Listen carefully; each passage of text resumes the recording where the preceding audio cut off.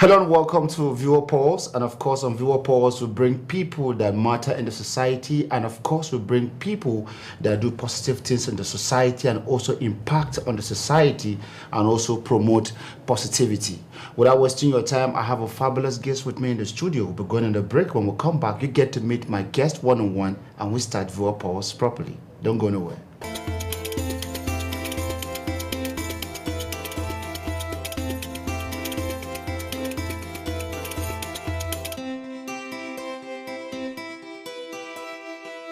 All right, welcome back. If you're just joining us, as I said earlier, Viewer Polls is all about the society and wonderful people in the society. And of course, today with me in the studio, I have this fantastic woman from northeastern Nigeria. And we'll be discussing the role of women in politics and nation building, particularly in northeastern Nigeria. We all know what is actually happening in northeastern Nigeria at this point of time. We need people that actually have the capacity and capabilities of piloting positivity in the northeastern Nigeria. And of course, she's not just a woman from northeastern Nigeria. She's a chartered accountant and of course a farmer and a community volunteer worker. And she didn't just stop there. Of course, she is the CEO of Naiwa Barkama Limited. I'll be very glad to introduce my guest with me in the studio. Maya, welcome to the show. Thank you. Thank you for giving me the opportunity to be here. It's my pleasure. You're welcome. So quickly, can we get to meet you? My name, as you said, is Helaxia Naiwa Fakuta. I was born in Pela, Daxri Pela, home local government, Adamawa State. I was born and brought up in Pela. My primary school in Pela, my secondary school in Pela, and from there I proceeded to ABU. I graduated with BSc Accounting, and then I come back home and start working with the Java Group of Company as their notice accountant. And today, apart from that, I do my work, doing my farm work, taking care of my trading activities, and doing my community volunteer activities. Anything for my community, anything positive for my community, I'm in. Anything that will uplift one person from my own community, I'm in. It's my own lifestyle. So you're so interested with your community, you're trying to give back to your community. Now you've been a volunteer worker in your community. What are those challenges that you've been observing, and what are those things do you think, if given capacity to tackle, how would you intend to go about it? First of all, our community, is our environment. It's part of who we are. It's where we come from. When it is better, we ourselves, we are better. And when we are better, we make it better too. So making our community better will make us better. And it's a kind of, it gives satisfaction. It gives fulfillment as human being. And doing that, as I said earlier, is what I love. So far so good. What kind of projects were you able to offer your community? Like maybe in a jiffy, you said since you came back, all you do is to support your community, and that is very interesting and fascinating, because most young women will be thinking of I'm a chartered accountant, I should be in Abuja or Lagos or Kaduna or somewhere enjoying myself and other stuff. What are those drives? What are those beautiful things that you see that can actually be achieved in your community that triggered you to stay back? First of all, there are people that look up to me as a young girl from the same rural area. Just my life alone inspire others. Looking at me and say, if she did it, I can do it. Yes. And I always tell the young girls in the community that if I did it, you can do it. Exactly. It doesn't matter. I attended a primary school where there's no seat. We even sit on the ground. But that did not stop me from being somebody. We attended schools whereby maybe if teacher enter class once in a week, you say like there was activity in the school, but we still move ahead and become better. And apart from that, when somebody come to you, if you can support financially, emotionally, physically, socially, do that. Anywhere you can render help to somebody, it's important. Do that. We are for each other. And if you can't lift each other, if you can't help each other, who will? Of course, we support each other by lifting each other. Yes. So basically, you're like a mini mother in your community. So how do you say good morning in your mother tongue? Mapeka. Mapeka. Okay, what's the name of the tribe? I'm Kilba by tribe. Kilba by tribe. Oh, that's great. Now, basically, you're from northern part of Nigeria. Now, how does you being a chartered accountant and of course a community volunteer worker, how do you match the two? Thank you. I go about my work. I do my work when I develop myself. And anytime I have chances, weekend, my holidays, break, when I have all those chances, when somebody call me and say, Fakuta, there's something we want you to do, or there's something we are going to do, or if I hear that there's a program that's going on, I'll go there and say, please, if there's any way I can contribute to this, or if they call me, go and do this, I'll say, I'm up for it as far as it's going to help somebody. And anybody that I see doing something that's going to help anybody in the community, I also try to reach out and encourage and say, this is a wonderful move, please, let's continue. So far so good. You're already a pillar to young girls. Now, how many young girls? You know, a lot of you women always support each other. You like supporting each other. I'm so excited that you're actually doing the job and you're a young woman full of energy. Now, how many young people were you able to actually put online, you know, inspire, propagate for them to learn how to stand on their own and do positive things? You see, of course, when they say women support women, it's true. Have you ever seen women in the war front? No. There are no women in the First World War. They were not women. In the Second World War, they were not women. Even in the terrorism, they are not women. So women, we are up for peace. We are up for counseling. We are up for better society. And we women, as a woman now, if I see my fellow sister in trouble, or if I see my fellow sister growing up there, the struggle is not just for her or for me, but it's for other women out there. Even my struggle today, sometimes I'm human. Sometimes I'm like, all this stress, what am I doing it for? Then something will tell me that there are some women that are looking up to you. These young girls are looking up to you. And other women too, you give them courage. Your boldness gives them courage. And it encourages them that, I need to do something. We need to do something. I myself, I can contribute. I didn't just come to this world to eat and die. I come to make impact. I come to make a difference. And I will not die like that. I will make my own difference. Wow. I'm so impressed. Viewers, if you are just tuning in, this is Viewer Pulse, and of course, I have this wonderful woman with me in the studio. We're discussing the role of women in politics and nation building, particularly in northeastern Nigeria. A lot of things are actually happening there, but there are fantastic people that are doing fantastic things. We'll be going on a break, and we'll come back. I still have Fakuta Helaza with me in the studio.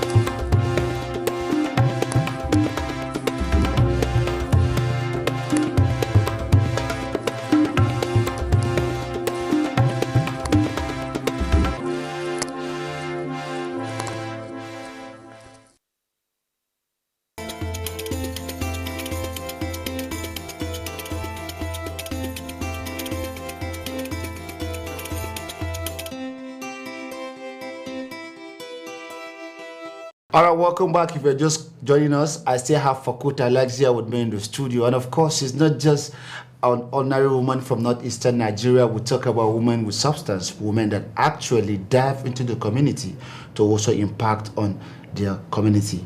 All right, without wasting your time, we've been discussing with her. She is a community volunteer worker. She is a chartered accountant. At the same time, she is the CEO of Naiwa Barkama. At the same time, she's a farmer. What would I say? So for Fakuta, quickly, I'm actually having a wonderful time with me in the studio here. Now let's talk about the farming aspect of you. What kind of grains do you plant? What kind of farm products do you do? You see, farm is my heritage. It's part of me. My father graduated 10 of us through farming. He used to tell us that let's unite and go to farm, and together we are going to achieve our goal. So it's my heritage. We go to farm, and well, my primary crop that I farm is corn and groundnuts. Okay. It's corn and groundnuts, and due to the soil in our area, hoping to expand in future. Okay. So it's my heritage, it's part of me, it's what I was brought up doing. So how in what scale, in how many hectares do you actually run this farming?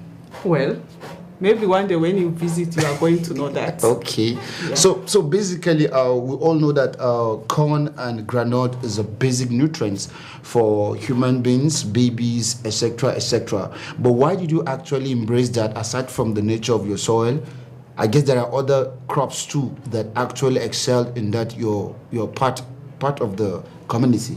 Why did you choose that particular crop product? Actually, we are looking forward to experimenting others. You know, now and as the country, we are promoting agriculture too in our country. We are trying to explore other resources. Remember, Nigeria have 70% arable land. So it's not just the granules, and they are just the primary product we are into now. And we are not just farming them, we are also distributing them. So, and apart from that, we are trying to experiment other farm produce that our soil can actually germinate very well on our soil, so that we can make production. Now, in what capacity? Okay, for instance, you said something that actually drew my attention to you being a CEO. Now, basically, that means you also employ people to work with you on your farm, or how do you do it? Of course, we employ people. There's no company without employees. In what capacity? Yes. Well, our company is a startup company, so we only have few workers currently, and they are really doing well. Thank God for the kind of worker we have, and hoping to expand in the future, not just within Nigeria, but Africa and the world entirely. Wow, great. So now, let's tell us more about Naiwa Barkama Limited. I'm really keen. I want to actually get to know more about it. Of course, you may know there may be a young girl or a young man actually listening to you, and you are actually inspiring him to be a better person. So let's have a little on how the history behind Naiwa Barkama came to stay. Naiwa Barkama is my father's name. And as I told you, farming is a heritage. It's what we were brought up doing with our father. So his inspiration behind everything we are doing. It's my father's name. That's all? That's all. And with the advice of our father, the encouragement, God rest his soul. Amen. I believe with the name and the inspiration and what we are doing now in Naiwa Barkama, even calling that name, make me believe I'm building something. And thank God, our company, despite the fact that we start up, we are really giving out value. Quality products. So, from your own axis, there's this company that's actually going on how to see that the girl child is being given a chance and opportunity to be who she wants to be. how many girl childs are you actually propagating? Now, aside from girl child, how many young people from your community are you actually propagating to rise with? Because I see the drive and urge in you to support young people is a very wonderful one. And aside from that, what do you think the government should put in place for these youngsters to be better people from your locality? These young people are smart, they are intelligent, they are capable. All they want is someone to invest in them and empower them. Not just empowerment, but there's youth investment. I had told you I was brought up from the village, and I know how hard it was. There are some of us that couldn't go further because there was no opportunity for them. Me, I'm lucky I had a father that was educated. Okay. He believed in education. Okay. My dad is someone that put school first before everything. Wow. Great. And that was what helped me. Great. Even as we are coming back from school, we have classes in the house. Wow. I remember growing up in our house, there's a classroom. Really? Yes, there's a classroom. That's fantastic. Was that your teacher? He was a teacher for 10 years before he joined local government. Okay. Environmental sanitation department. Okay. So, and him being former teacher, he believed in education so much. Exactly. My dad used to say, I don't have anything. The inheritance I have for you is school. Go to school and get your own inheritance. So, and that was what we did. You know, you're actually inspiring me. We're going to quickly go on a break. When we come back, we still have to come back and discuss politics this time around. And of course, if you're just joining us, it has been a wonderful ride with this fantastic woman from northeastern Nigeria. And of course, the topic that we're discussing is the role of women in politics and nation building, particularly in northeastern Nigeria. We'll go on a break. When we come back, I still have this fantastic woman with me in the studio. The game of polo, it's my life. Polo is good. So I just started and I'm still learning the basics. But I hope to be a pro in this game, and God being by my side, I know everything will be fine. I started 4 months ago. I started stick and ball 4 months ago, though I attended the riding course in Pakistan. I've learned the riding basics, but the game of polo 4 months ago, I started stick and ball. Every day we mount on the horse, we pray. And once we come down, as you can see, I was about ending and I fell from the horse. It's a normal thing. In horse riding, if you don't fall, you've not started yet. So you need to train. You can see I'm sweating, I'm eating banana, it's part of it. You must train, you must eat well, and you must learn properly. I've chosen polo to be my own sport, and I've always looked up to people like General Kazir Fire, General MSA Aliu, Colonel White Bello, and General Laka. A few of them, I've looked up to these people. These are great polo players, and they've always encouraged me to play the game of polo.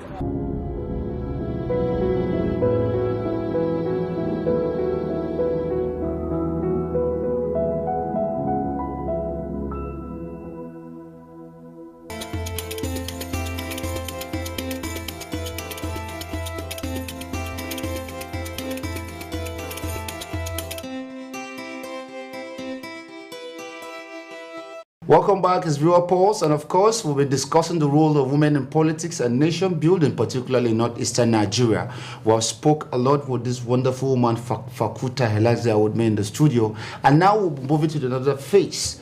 It's not just you being someone from a society. What are you actually impacting the people in the society? What are you actually doing to put the smiles of people on your own locality?